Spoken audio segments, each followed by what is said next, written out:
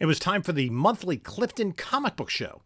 I went on Sunday morning and picked up, I picked up a few comic books. Let's talk about what I picked up, what I'm going to do with them, and why I got them in the first place. All up next on this video from Bronzeville Comics.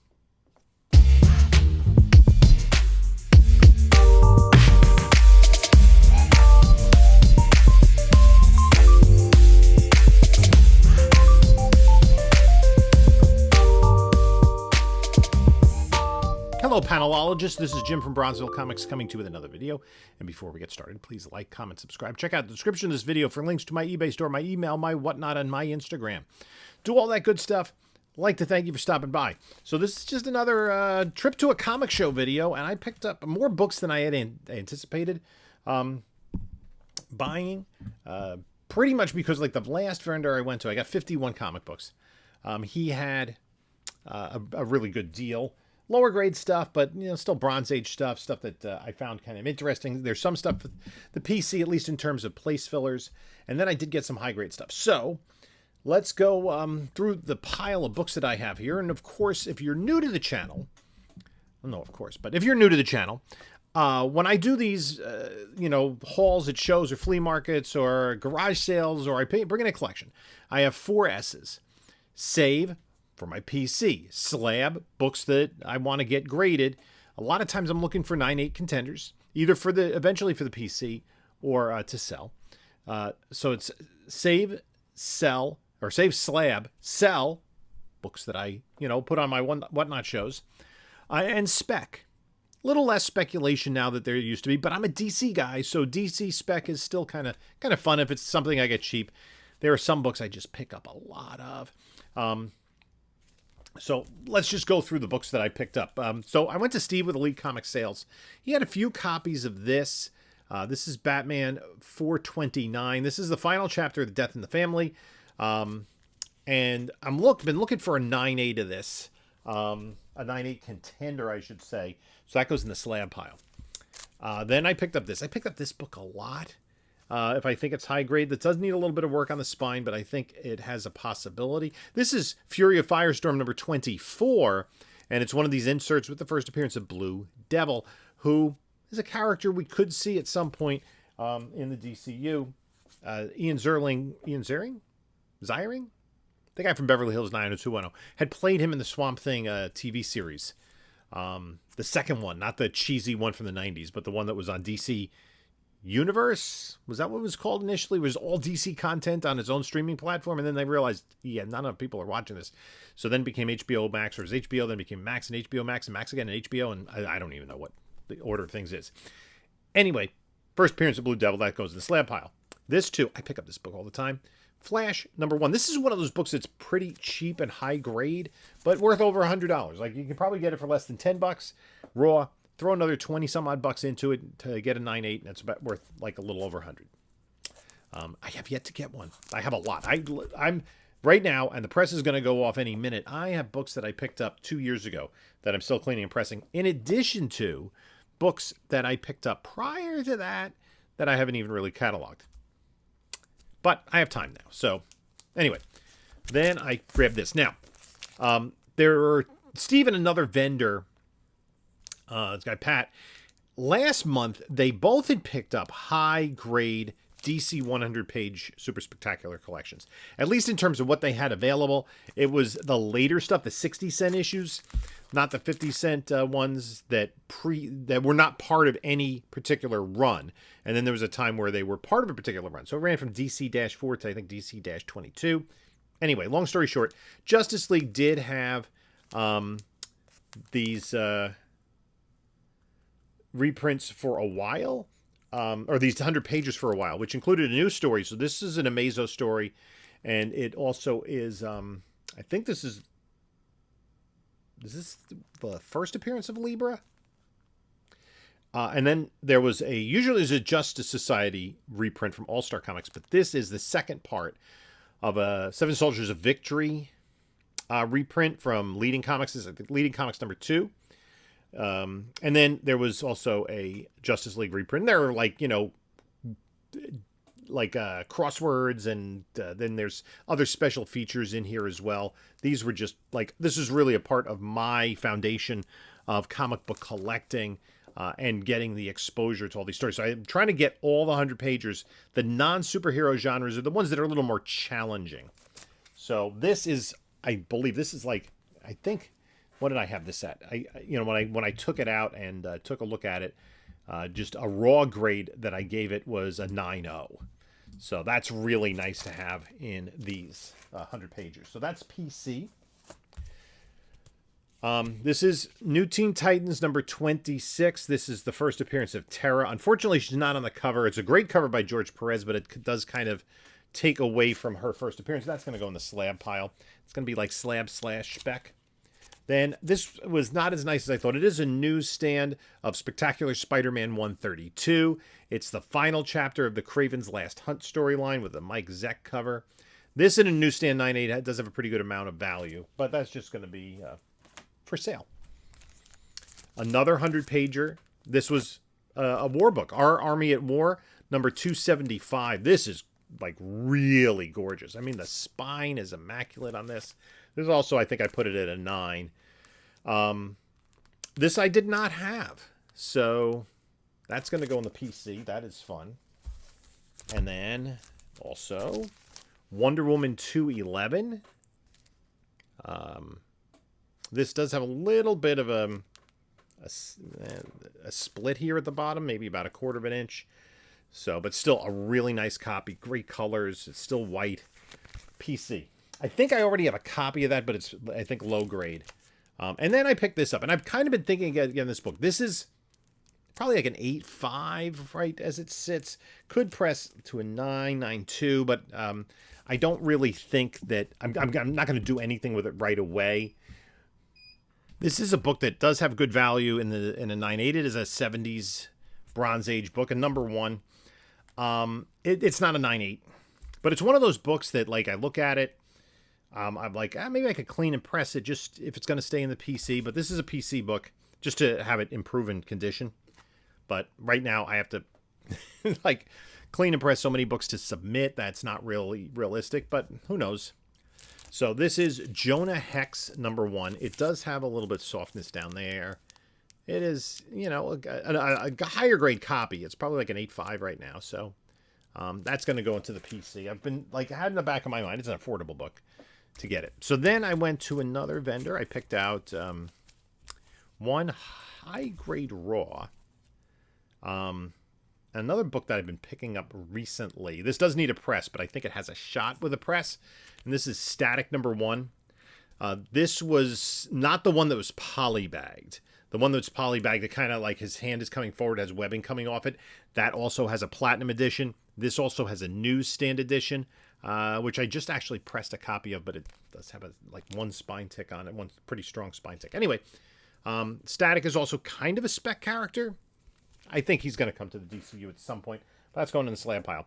And then I picked up, he had a run of 4 straight issues of this title. And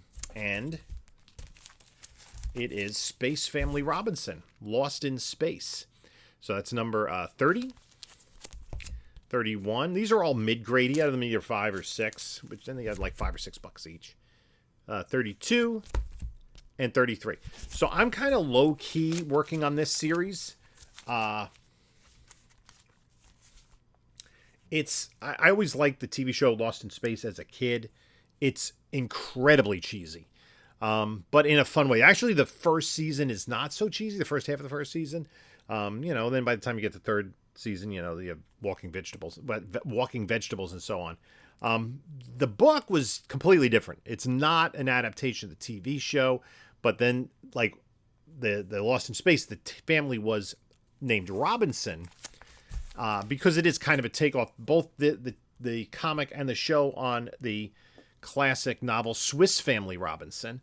And so anyway, just trying to keep that. If I can get that in, solid grade, inexpensively, I'll jump on it. Here's a spec book that I always pick up, and maybe I shouldn't anymore now that I'm retired, but it's fun.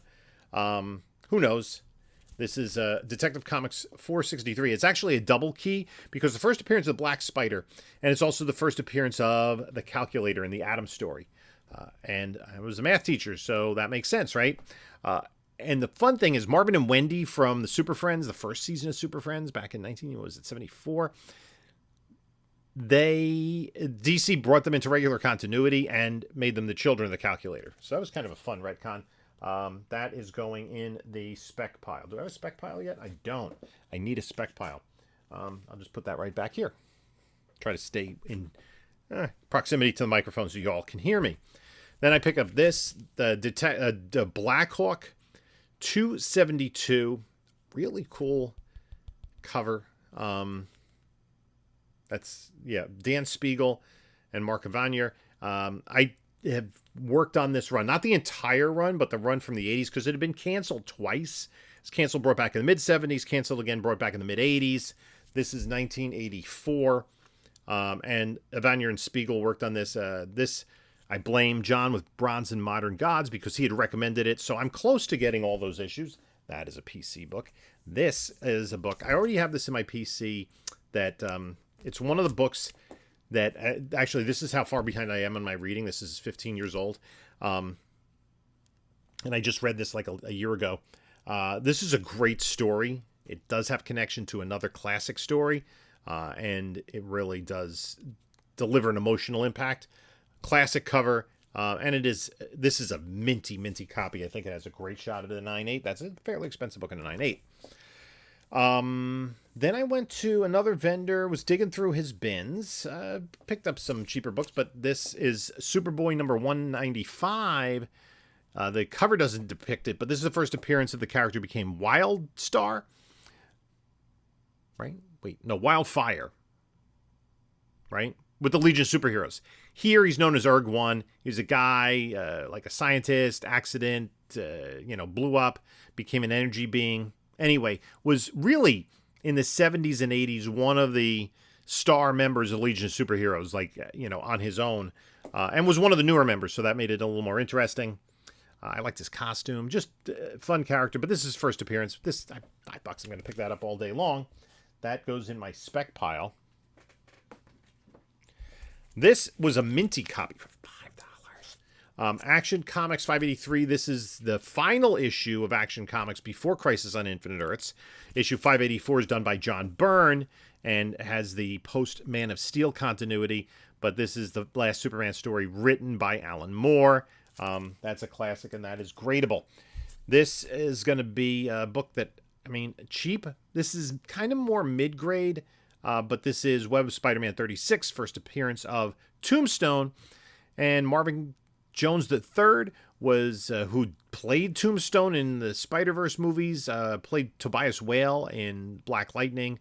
He has been cast in Spider-Man Brand New Day as Tombstone. So I don't know how much Tombstone we're going to get in the Spider-Man film. Could it just be a brief scene where he defeats him? I don't know if he's going to be a main antagonist or he's going to work for Kingpin. We don't know. But anyway, that is pretty cool. Issue 24 of the original run of Swamp Thing. This is the final issue of the run. So I'm getting close. I had picked up 2 issues the day before.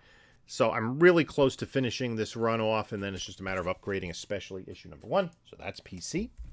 I've been trying to get this in a 9.8. The back cover, I get closer inspection. Not going to get there. This was a mail away. Incredible Hulk vs. Venom. And it has an embossed cover. Then he's like, I got these bins. $2 each. And what was it? 3 for $5.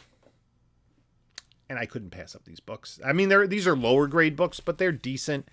So we have Supergirl Adventure 402. This is part when Supergirl was in the run. 404. 47. 408. And again, these are like in the 4 to 5 range for the most part. 410. 411. 397. This is kind of a sought-after issue because it's like new costume kind of stuff. So that was all Supergirl and Adventure Comics. And then didn't quite have the full run, but a lot of issues. This is a great read. Adventure Comics 532, issue 432. 431 was the first one with these Spectre stories. And these are full-length. No, these are not full-length stories. I'll get to that later. Jim Aparo did the art. Michael Fleischer did the writing. And basically, he really is the spirit of vengeance. This has been reprinted. There was a reprint title in the early 80s on Baxter paper and stuff. But this is the original stuff. 433. 435. And this is funny. 435, or maybe it was 436. 436, I opened it up to do page count, and it comes with, like, some random Harvey centerfold in it. So, yeah. So I don't know what to do with that. Yeah.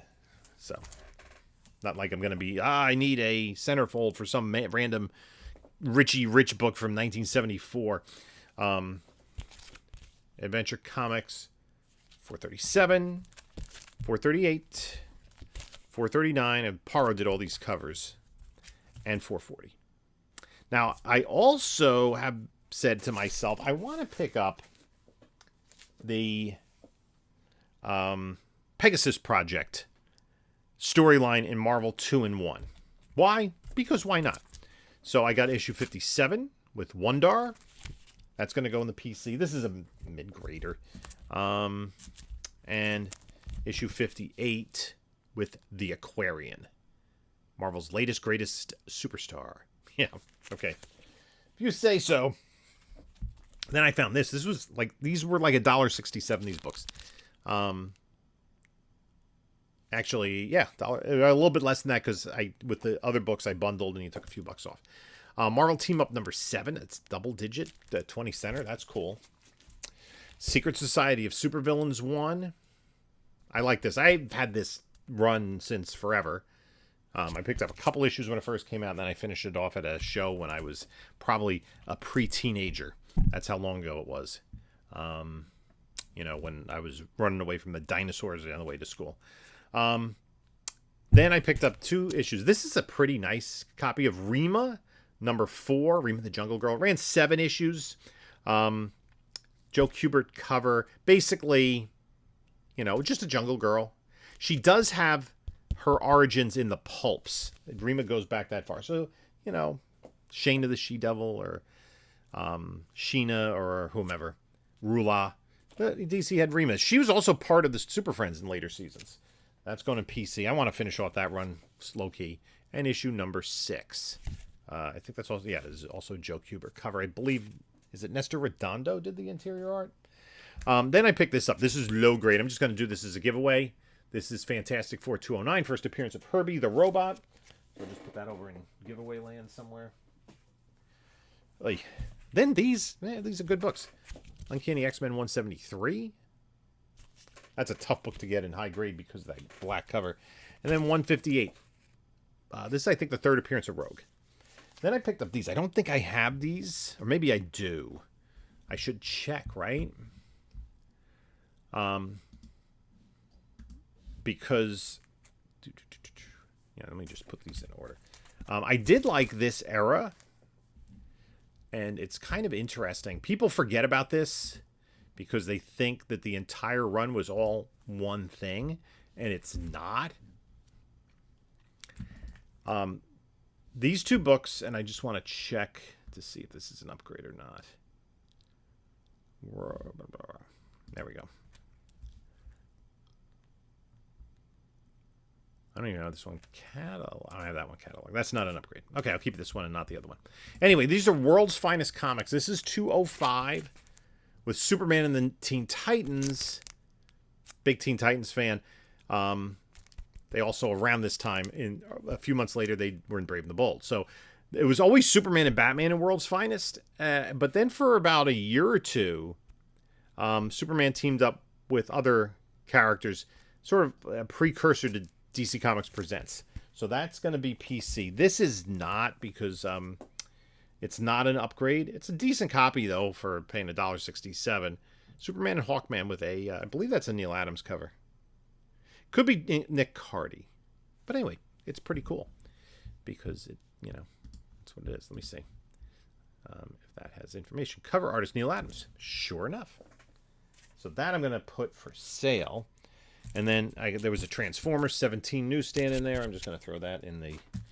Now, and then the last vendor I went to was actually a guy I saw the previous day. We were waiting online at the estate sale. So I dug through his boxes. I found one book that I actually needed. It's a little bit lower grade, but it's a placeholder, and it's a 100-pager, and it's one of the tougher ones, as I was talking about. And I think there were 3 issues that were 100 pages. This is the middle one. This is Young Romance 199. There is a tear on the back cover that kind of comes onto the front.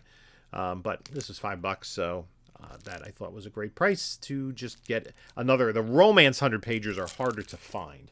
So, yeah, that's going to do it for the wrap-up of the Clifton show. Again, I'm picking up more PC stuff, and, you know, I hope you find this a little more interesting. It's, you know, kind of me just filling in weird gaps in my collection. And that's kind of where I am right now. And especially when you go hunting and there's certain runs, I'm like, okay, if I find another issue, I'll just grab it of, you know, Black Hawk or Space Family Robinson or whatever. So anyway, I'd like to thank you all for stopping by today. I hope you enjoy the show. You can take a look at a couple of my other videos here. And in the meantime, this is Jim saying, until next time, enjoy your comics.